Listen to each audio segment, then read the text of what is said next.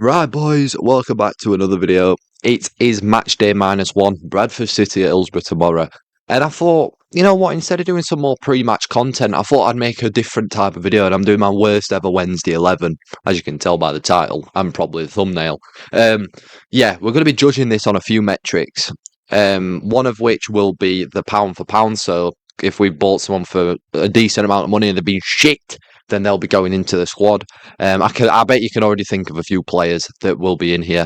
Now, listen, I'm 21 years old, and some of the older ones out there will have had the absolute joy of watching some cracking players at Wednesday. Me, unfortunately, I fucking haven't. I've been born in the wrong generation. Do you want to know who I've watched for the past 20 fucking years? I've watched Jermaine Johnson. I've watched fucking and I thought he were a world beater. I've watched Ross Barkley, who actually was quite good. And that's about the peak of my fucking powers, to be honest. And Fernando Forestieri, which bear in mind is a cracking player again, and Barry Bannon, cracking player. But when people have watched Chris Waddle and players like that and Carlton Palmer, I feel like I've been born in the wrong generation. So yeah, in this list, it's going to be players that I've actually watched. I've had a season ticket since I was like 4 years old, so it's like pretty much my full life. Yeah, but we're going to get into the goalkeeper straight away, and it's Chris Adamson. Now, oh, piss off, I don't want none of this. Just get him in the squad. Now, I know I'd never watched the guy, to be honest with you. Never watched him, but I know that a lot of people was talking about how terrible he was. Absolutely terrible. So he's in goal. I want to just give a shout out to Lewis Price, by the way, because he was shit as well when we had him. He was crap. He was shit. I couldn't actually find any records for right backs because we've had some decent right backs over the last 15 years. We've had Jack Hunt, we've had Lewis Buxton that I liked at the club. I thought he was pretty good. We had obviously we've got Liam Palmer. I think to put him in a worst Wednesday 11 ever is quite harsh. So I've gone for a left back here, and I've gone for Herbie Emanuelson. Now you're probably wondering, why have you done that, Leighton? Because he hardly even played for the club. Well, that is why. He signed from AC Milan, and I was fucking hyped when we signed this dude. I was so excited. I was like, shit, we signed someone that's played for AC Milan. We're fucking class. Yeah, he wasn't, because he played like 20 minutes of a game and then never played for us again. So that were an interesting one. So yeah, we're going to be judging these on a few metrics, pound for pound. Coming from like prestigious clubs as well, or have played for prestigious clubs, and also just players that were generally shit, to be fair. Into the first centre back, and I'm pretty sure you can see who it's going to be when I type his first name out. Yeah, Juice Van Aken, absolutely terrible. Now we signed him for like 4 million quid, and this was one of the first big signings of the Chancery era when Carlos was manager. He was fucking ass. He was fucking ass. I think it was the second season under Carlos, weren't it, that we signed Juice Van Aken. And I remember he got twisted and turned inside out by Mark Duffy and fucking David Brooks at Hillsborough. He was fucking shit. He was dreadful. He was so bad. And now we're rolling back the years for me personally here, but we're going to go with Darren Pearce in centre back.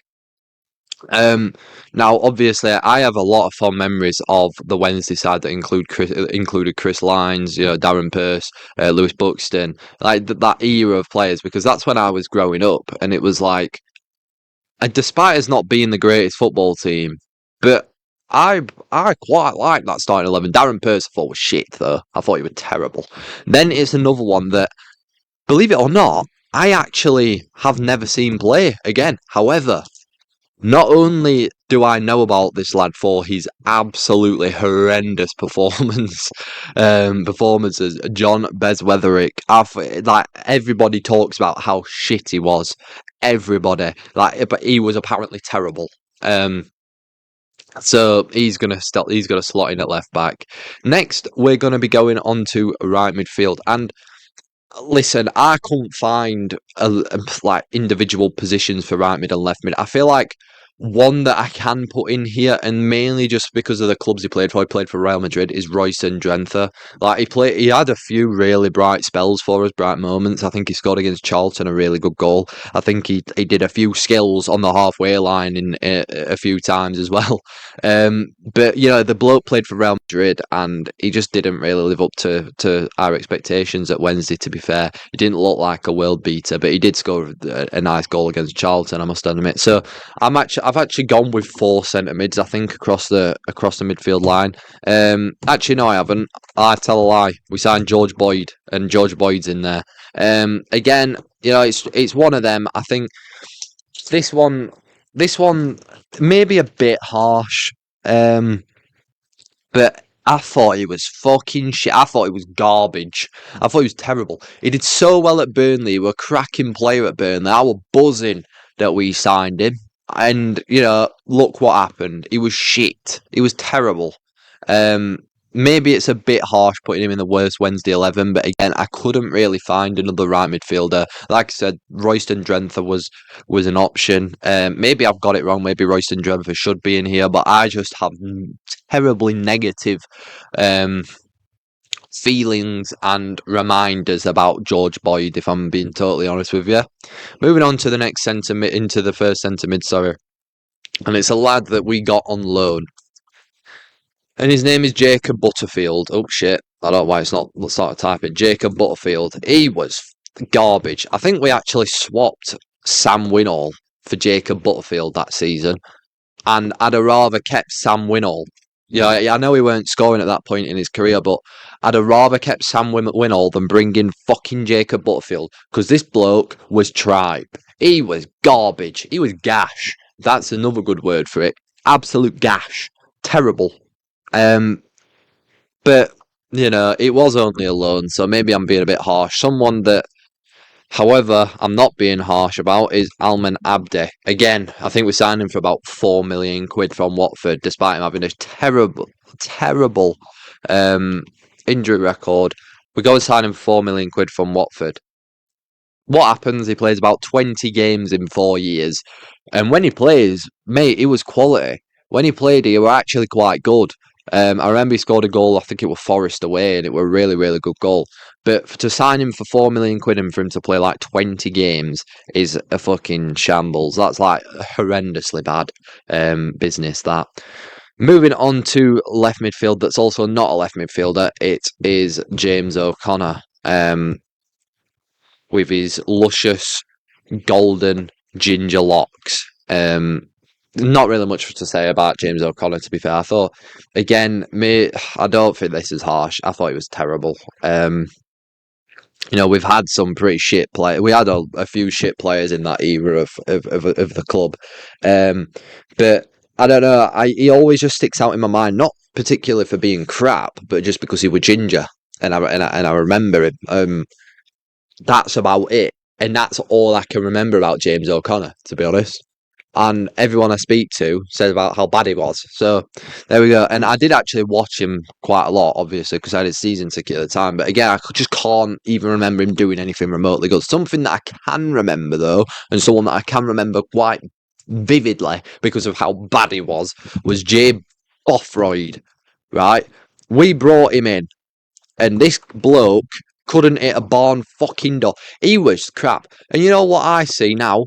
I see him on Sky Sports. I turn on fucking Sky Sports and Jay Bothroyd's there talking shit after I got the pleasure of watching him live for a season. He hit the bar against Leeds. He lobbed Paddy Kenny from about 40 yards and hit the bar. So, I mean, that's probably about the only thing he did in his time at Wednesday. But he was crap. He was rubbish. Moving on to the next striker. I feel like this one's a choice of two. We've had some shit strikers, haven't we? Let's be honest. We've had some fucking shit strikers over the years. Jesus Murphy. Matty Fryatt didn't live up to his expectations, I didn't think. I don't think he deserves to be in the worst Wednesday 11, so he's not in the worst Wednesday 11. Didn't we have Gary Taylor-Fletcher as well? Weren't he shit? We've had a few players over the years that have been pretty crap. I think actually Matty Fryatt might have done quite well for us. I don't know. I think. I can't even remember. But either way, this is one of two options, and it's Ike Ugbo. I'm not going to actually put him in. or Jordan Rhodes. Now, I feel like we're a bit torn here. I don't think I'm going to explain my choice here. I don't think Jordan Rhodes was actually that bad, to be honest. Like, it was just more the amount of money that we spent on him. But he did score goals, right? He did score goals, Jordan Rhodes, for Wednesday. Albeit not particularly loads. Scored on his debut. Scored a hat trick against Forest away. Apparently, we just like going to Forest away. Scored a hat trick against Forest away. Really, he did score a few, but for 10 million quid, it is an absolute shambles. EK Ugbo, on the other hand, I think is probably worse in terms of the signing. I think Jordan Rhodes, despite it absolutely bankrupting us, I think he actually, he run about a bit. He actually showed he cared. He scored goals, albeit not loads and loads for us, but he actually had somewhat of a record in the EFL. EK Ugbo, right? Shit, just terrible. Let's just take a look at EK Ugbo's stats. I'm pretty sure he scored three goals in 68 appearances or some shit like that. Oh shit, no, not that. What's gone on here, man? I just wanted to have a look at EK Ugbo's stats, man. Yeah, I think he scored like 3 goals in 68 appearances or some shit. I don't know about that. Yeah, here we are. 21 games played, 0 goals, 0 assists.